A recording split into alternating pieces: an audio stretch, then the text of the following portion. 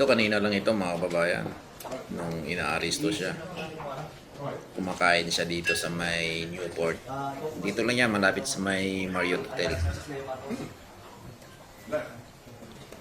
Si alias Kulaong o kilala sa tawag na Francis Marcos.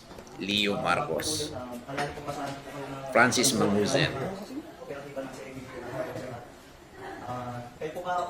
Tsaka naglabas ng video ito si Makagago, si MG.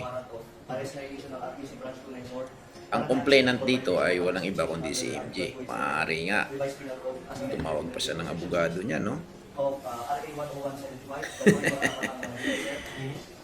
Huli. Hindi naman talaga totoong Marcos yan, si Francis Leo Marcos, mga kababayan. Yung kanyang alias na Marcos, fake news yan.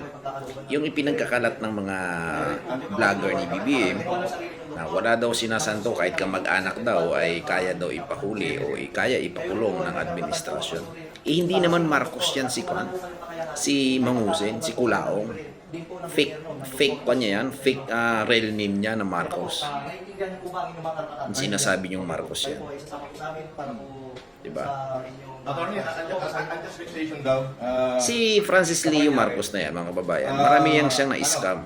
Actually, marami siyang mga kababayan OFW na na-scam dyan sa kanyang mga pakana. Kaya galit na galit sa kanya si Makagago eh. Diba? Nagkadimandahan yan sila, mga kababayan. Kaya anong gagawin natin? From steak, then pusas.